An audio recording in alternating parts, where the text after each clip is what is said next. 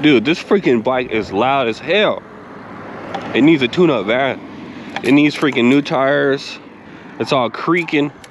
Jesus. I think it's that front suspension. I need a new suspension for it. I don't want to talk about e-bikes today. We're going to talk about something else. We're going to talk about working 9 to 5s. That's what we're going to talk about, dude. My advice to you, if you're somebody that has been working 9 to 5 and you just can't do it no more, I advise you to come up with a plan, give yourself a year, and quit that motherfucker. I'm not gonna lie, that's what I did. I used to work. I've had plenty of jobs, but that was my most recent one, and I just started seeing things, and things started to not make sense.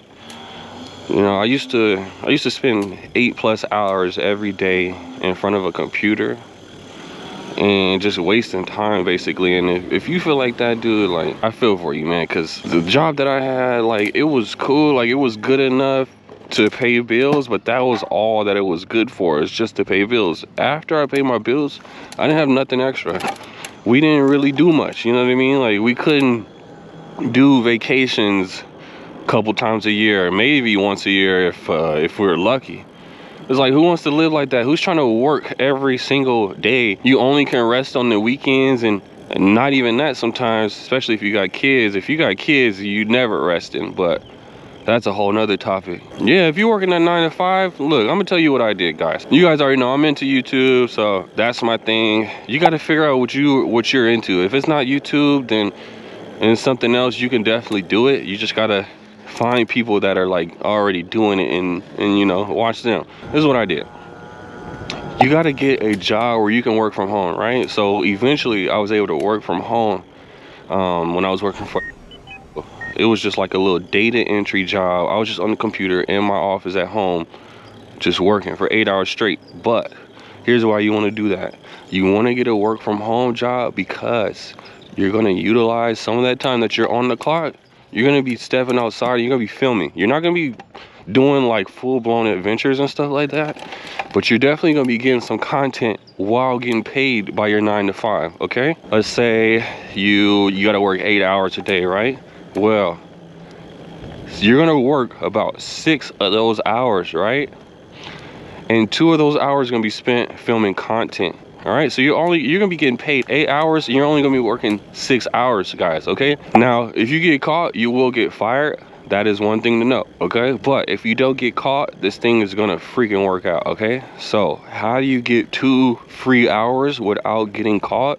You gotta learn the system, all right? So whatever job you're working at, whatever work from home job it is, let's say it's like a call job where you gotta like make some calls and stuff like that, you gotta figure out the back end. You gotta figure out, like, you gotta figure out how to dupe the system, okay? You really, like, for the first probably 3 months, you're gonna have to be like the top employee, right? You're gonna be hitting your numbers every freaking day, basically, right? That whole time, you're gonna be learning the system, though. You're gonna be learning the ins and outs. You're gonna be learning how to freaking cheat the freaking system, okay? Now, I don't know what that is for you. It just depends on like what job you have. But for me, basically, I had to hit a quota of like how many entries I hit per day, right? Let's say I had to hit 100 entries per day. I figured out a way how to finesse the 100 entries where I was only doing realistically like 50 entries. I was doing like half of the entries, but I was making it seem like I was doing 100 entries. Like, it was crazy, dog. But that was specific to like my system, right? So I actually majored in computer information systems. That's what I went to college for. So I kind of understand like computer systems and like back end stuff. So you might need to, you know, do a little research, or I don't know, you got to be a little nosy. You got to figure things out. You might need to ask your supervisor how things work or how they calculate certain numbers, right? Don't be suspicious. Like, don't be obvious in what you're trying to do, but like, there's answers out there. Like, I was attentive in every freaking meeting, like when they were talking about quotas and like what counts as like an entry and stuff like that. Like, I was paying attention, right? So I knew how to get around it. You got to figure that out for yourself. Once you figure that out, you're in the freaking game, all right? Now, what you want to do is you want to actually test it out, right? You want to actually make sure that, you know, it's something that you're not gonna get caught on, right? So don't go all in doing the finesse, right? As soon as you figure it out, like, do not do that.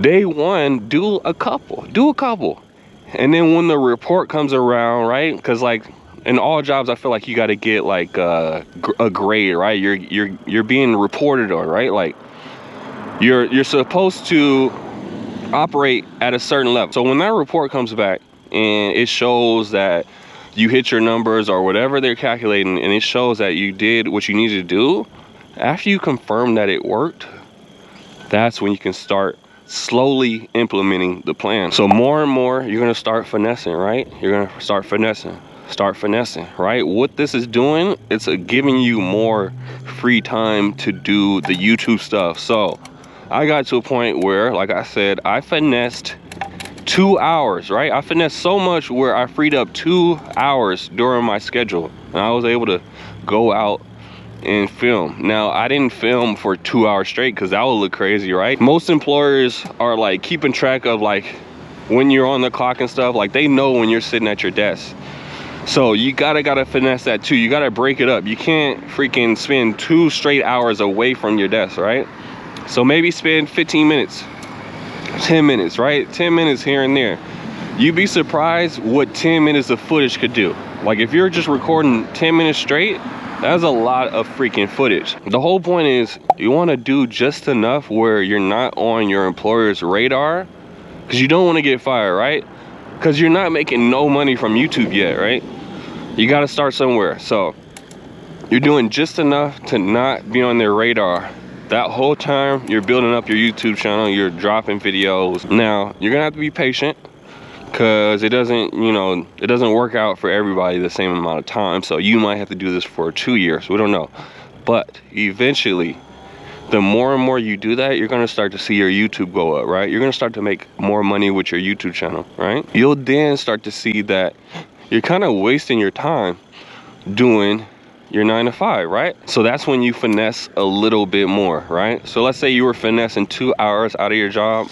Now we want to finesse 3, because now it makes sense, right? We're making a little bit more money on our YouTube channel, not quite making what we're making with our 9 to 5, but it's going in the right direction, right? Eventually it's going to come a time where your YouTube channel and whatever other things that is bringing you income, it's going to be kind of close to that 9 to 5, right? It's not gonna be higher, but it's going to be close enough. For me, when I was in that moment, I was like, dude, I cannot do this no more.